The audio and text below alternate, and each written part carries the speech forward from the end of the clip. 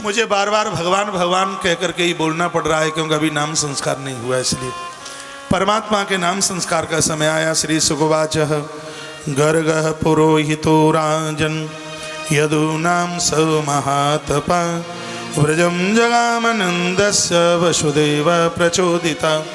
वसुदेव जी महाराज ने गर्गाचार्य जी अपने कुल पुरोहित को कहा, आप गोकुल चले जाइए और वहाँ पर मेरे 2 पुत्र पल रहे हैं, उनका नाम संस्कार करके आ जाइए। मैं सभी बंधु बांधव सब जनों को कहना चाहूँगा, नाम संस्कार 16 संस्कारों में से एक संस्कार है। अपने बच्चों का नाम अपने मन मुताबिक नहीं, शास्त्रोक्त विधि से नाम रखिए। नाम का असर जीवन में अपने स्वकर्मों के ऊपर उसका असर पड़ता ही है, इसलिए नाम शास्त्रोक्त विधि से होना चाहिए। राम आए, शास्त्रोक्त विधि से नाम रखा गया। कृष्ण आए, शास्त्रोक्त विधि से उनका नाम रखा गया। आप अपने मन मुताबिक ऐसे नाम रख लेते हैं जिनका कोई भी अर्थ नहीं होता, ऐसा नाम रखिए जिसका बढ़िया सा अर्थ निकले। गर्गाचार्य जी नाम रखने को गए, दरवाजे दरवाजे पर कहने लगे, कोई अपने बालकन को नाम रखवाई लो, हम काउसों दक्षिणा नहीं लेंगे, कोई नाम रखवाई लो। दरवाजे पर नंद बाबा खड़े थे, नंद बाबा ने चरणों में प्रणाम किया, कहा गुरुजी हमारे घर में बच्चे सवा महीना के हो गए हैं, अभी तक नाम रखा नहीं गया। वो तो आई थे इसलिए अंदर लेकर के गए। यशोदा मैया ने चरण धोए, चरणोदक लिया, कहा बाबा आपकी बहुत बड़ी कृपा होगी यदि आप आज हमारे घर को भोजन कर लें तो। संतों के तो चरण बड़े भाग्य से पड़ते हैं, दूसरे लोग आपके आंगन में बैठ करके भोजन कर जावें तो समझ लीजिएगा परमात्मा स्वयं किसी न किसी रूप में आपके घर में भोग लगाने को आया है। और मैं निवेदन करना चाहूँगा, जमाने से कभी किसी के घर में कमी नहीं आती। परमात्मा कहते हैं कि अन्न में मेरा वास है। लोगों के हृदय में आपके घर की रोटी पहुँचती है, उससे मैं अति प्रसन्न होता हूँ, इसमें कोई कमी नहीं आती। भागवत की कथा हो रही है, कल देखिए मुझसे चिकनी चुपड़ी तो बातें आती नहीं है और ना मुझे इस बात का किसी भी प्रकार का स्वार्थ है और ना मुझसे बनावटी बात आती। मैं आज उधर गुफा पर आश्रम, कोई 2-3-4 लोग कह रहे थे, बोलते हैं कल की इतनी ज़बरदस्त रसोई बनी है, आनंद आ गया, कितनी बड़ाई करें। मैंने कहा इधर आओ। मैंने कहा क्या बना था? बोलते हैं कि वो बाटी बनी थी और घी चुका रहा था, उसमें इतना आनंद आया। और वो बोलते हैं कि प्रधान के बेटे का तो जीवन धन्य धन्य हो गया, इतना साधु चल करके उनके यहाँ आया, राममोहन बाबा आपका नाम लेकर के। और देखिए पैसा तो सबके पास होता है अपना अपना काम चलाने के लिए, अपना अपना खर्चा चलाने के लिए, लेकिन जो धन धर्म के काम में आ जाए सो धन धन्य प्रथम गति जाकी, धन्य पुण्य रति मति सोई पाकी। रामचरितमानस उत्तरकांड 2 नंबर 126 के नीचे की चौपाई है। ये धन मति को पावन करता है। आज सभी साधुओं का निरंजन चाचा के घर पर नौता है, सभी वहाँ भोजन प्रसाद पा करके जाएं, अच्छा लगता है, बढ़िया लगता है। आयोजक परिवार के घर में रोटियों की कमी नहीं है, वो इतना बड़ा आयोजन करा रहे हैं तो साहब चूल्हा चौका सब हलवाई लगे हैं, लेकिन यह नियम है, एक विधान है और ये एक आनंद है, इसमें सबको आनंद मिलता है। मैंने भी आज आपका ही सेब खा करके मैं कथा कह रहा हूँ, आनंद हो रहा है, बहुत अच्छा लग रहा है, बहुत बढ़िया लग रहा है। आइए मैं प्रसंग को आगे के लिए बढ़ाता हूँ। आँख में आंसू आ गए। माता यशोदा ने कहा कि मुझे आनंद होगा, आप मेरा न्योता स्वीकार कर ले। गर्गाचार्य जी ने निमंत्रण स्वीकार किया, बड़ी अच्छी सी रसोई बनाई, सामने परोस दी। अच्छे लोग तो बिना भोग लगाए भोजन करते ही नहीं हैं। और मैं निवेदन करना चाहूँगा, परमात्मा उसके घर को छोड़ के नहीं जाता जिनके घर में नित्य रसोई भगवान को पहले आरोगी जाती है। ये मेरी बनावटी बात नहीं है, आप रामायण पढ़ते हैं। प्रभु श्री राम जी ने पूछा था महर्षि वाल्मीकि जी को, गुरु जी ये बताओ कि मैं कहाँ रहूं? तो गुरुदेव ने 14 स्थान बताए, उसमें एक यह भी बताया था कि तुम ही निवेदित भोजन करही, तुम ही निवेदित भोजन करही, प्रभु प्रसाद पट भूषण धरहि। भगवान पर्दा डाल करके आपका पट भूषण, इसके 2 अर्थ हैं। पट भूषण, पट भूषण धरई, जिंदगी का सबसे बड़ा आभूषण है वो तुलसी पत्र है। तुलसी पत्र डालकर नेत्र बंद करके घंटी बजाकर भगवान का भोग लगाते हो, परमात्मा उसको स्वीकार करता है। कह दिया जिसके घर में तुम्हारा भोग लगाया जाए, अयोध्या रहना भूल जाना, लेकिन उस घरों में वास करना कभी भी मत भूलना। आप परिपक्व सनातनी हैं तो दोपहर की रसोई का जरूर कम से कम भगवान का भोग लगाइए। तुम्हारे घर में शांति, सीता, समर्पण, लखन और परमात्मा, ये तीनों के तीनों बने रहेंगे, कहीं जाएंगे नहीं। यही तो कहा आप भोग, तो भोग लगा रहे थे गर्गाचार्य जी। त्वदीयं वस्तु गोविंद तुभ्यमेव समर्पये। हे गोविंद, रसोई आपकी है, स्वीकार करें। वो लुढ़कते हुए मुड़कते हुए चल करके आए, बैठ गए, हाथ गड़ दिए। गर्गाचार्य जी बोले तेरा बिगड़ा हुआ बालक देख, मेरी पूरी थाली या थरिया खराब कर दी, तेरे घर को पानी नहीं पिए। तो माहिर लोग, मैंने गलती कर दी, नौता लेकर कर मैं ये चला। मैया चरण से लिपट गई, पकड़ लिए चरण, कहा बाबा गुस्सा मत करो।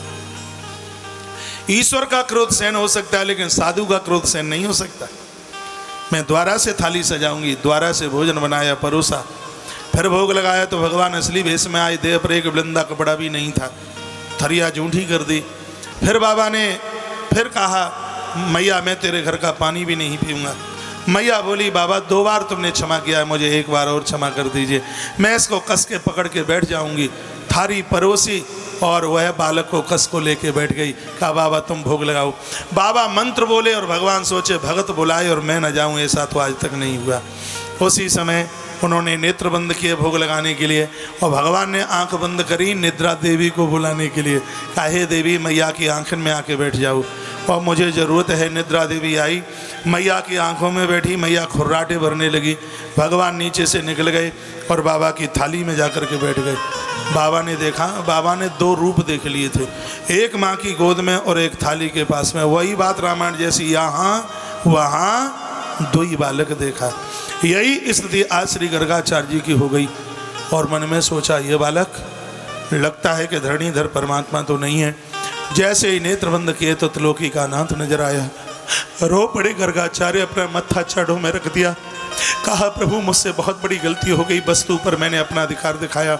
और एक तरफ बोल रहा था त्वदीयम वस्तु गोविंदम, सब कुछ तुम्हारा है। थरिये के ऊपर, थाली के ऊपर अधिकार मैंने अपना समझा। प्रभु मुझे क्षमा कर दो। उसी समय गर्गाचार्य जी ने ग्रास भगवान के मुख में दिया। अधरों से खीर टपक रही थी। गर्गाचार्य जी जिभ्या से होठों को चाटने लगे। इतने में मैया की नींद भंग हो गई। मैया दौड़ी, चलती हुई आई। लला कहाँ है, लला कहाँ है? सो देखा कि बाबा होठ चाट रहे थे। मैया बोली ओ बाबा, वैसे तो तुम इतने पाकी बन रहे थे कि तुम हीर घर को पानी उनाई पिएंगे, अब त्याई पंडिताई कहाँ चली गई, हमारे लला के होठन चाटो। बाबा की आंख में आंसू आ गए। मन ही मन रोते रोते कहने लगे हे माँ, मैं तो तुझे प्रणाम करने के लायक भी नहीं रहा। मैं तो तेरी उस कोख को प्रणाम करता हूँ जिसने निर्गुण को सगुण बना दिया, अविनाशी को अपना उदरवासी बना दिया, और जगत के पालक को अपना बालक बना दिया। ऐसी माँ को, उस कोख को मैं वंदन करता हूँ, प्रणाम करता हूँ। ऐसा कह करके वो तो रो पड़े। रोने की आवाज़ नंद बाबा ने सुनी। नंद बाबा दौड़ करके आए। कहा बाबा कहाँ गए हो? क्या कुछ भी नहीं, ऐसो सुंदर लाला पहली बार आंखें ने देखो, तासो आंखें में आंसू चले आए। जो आदमी हृदय का साफ होता है उन्हीं की आंखें द्रवीभूत होती हैं, याद रखिएगा। मम गुण गावत पुलक शरीरा, गद गद गिरा नयन वह नीरा। जिसका हृदय बिल्कुल निर्मल हो चुका है, मेरे प्रति जिसकी आस्था है, मेरा नाम सुनते ही मेरे भक्तों की गरीबी को देखकर वह दयालुता के साथ रो पड़ता है, उसके हृदय में मैं अपना बसेरा करता हूँ। भले लोगों का हृदय इतना द्रवीभूत होता है, उनकी आंख में आंसू आ जाते हैं। गर्गाचार्य जी की आंख में आंसू आ गए और कहा नंद बाबा से अब आप देर न करें, बच्चों का जल्दी से नाम रखवा ले, क्योंकि मैं जाने के लिए मुझे देरी हो रही है। तुम ही ब्रह्म विदाम श्रेष्ठ संस्कारान कर्तुमर्हसि, वालयोर्नयो निर्णाम जन्मना ब्राह्मणो गुरु। क्या कहा? यूँ तो आप यदुवंश के आप गुरु हैं, लेकिन आप ब्राह्मण हैं, और यह मैंने सुना है कि ब्राह्मण तो सबका ही गुरु होता है। 4 वर्णों का गुरु ब्राह्मण होता है। 4 वर्णों का गुरु ब्राह्मण होता है। ब्राह्मणाम जन्मनाम ब्राह्मणो गुरु। भले ही ब्राह्मण का छोटा सा बच्चा है, वो जन्म से वो सबका गुरु होता है। मैंने एक दिन बोला है कि ब्राह्मण के बच्चे से भूल करके भी चरण मन छुपाना, पुण्य ऐसे जल जाएंगे जैसे माचिस की तीली से कपूर जल करके राख हो जाता है। गर्गा उवाच, गर्गाचार्य जी बोले कि यदूनाम हम आचार्य ख्यातस्या भुवि सर्वदा सुतमया संस्कृतम ते मन्यते देवकी सुतम। वो अपने मन में वो सोचने लगे कि देवकी का बेटा, क्योंकि वो तो वसुदेव जी महाराज ने भेजा ही था। गर्गाचार्य जी कहने लगे मुझसे जल्दी से नाम रखवा लें।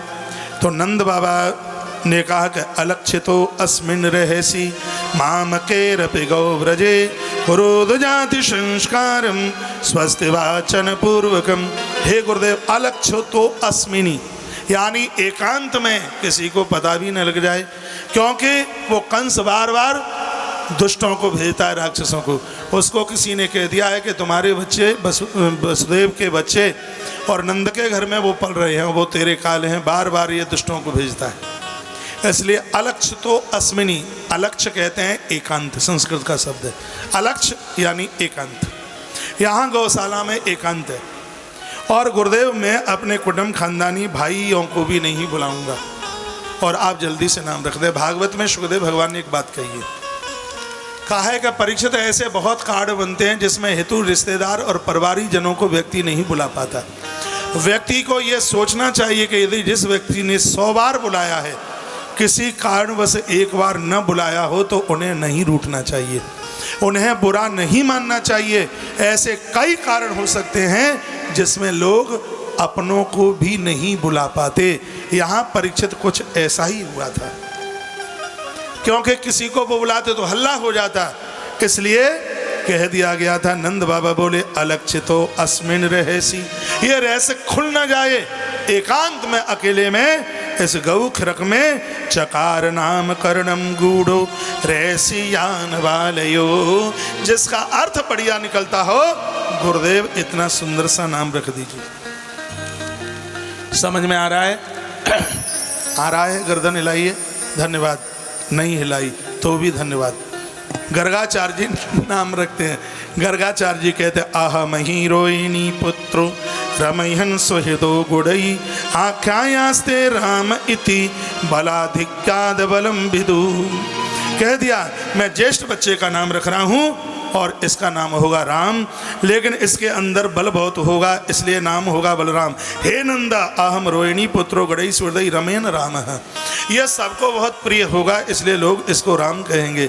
इसका बल लोगों का कल्याण करने वाला होगा, इसलिए इसका नाम बलराम बलभद्र होगा। बलाधिक्याद बलम विदु यदूनाम पृथक भावा संकरण बक्षंती। कितना सुंदर इस व्युत्पत्ति में लिखा है। जब जब यादव आपस में लड़ेंगे तो उनका समझौता ये बालक कराएगा। सुखदेव स्वामी कहते हैं, हे परीक्षित, बलराम का गुण उन्हीं लोगों के अंदर है जहां समाज में दो लोग लड़ रहे हैं, समझदार लोगों को उनको मिला देना चाहिए। ये नहीं कि जिंदगी भर के लिए रूठे बने रहे, ये लड़ते रहे। बहुत लोग रोटियां सेकते हैं, उनको इतनी खुशी होती है कि ये आपस में मिल ही ना पावे, ये आपस में एक जगह बैठ ही ना पावे। सुखदेव भगवान कहते हैं, परीक्षित, उन लोगों में देवता वास करता है जो दो झगड़ने वालों को मिला करके एक कर दे, उसी को बलराम कहते हैं। ये भागवत के पन्ने में लिखा है।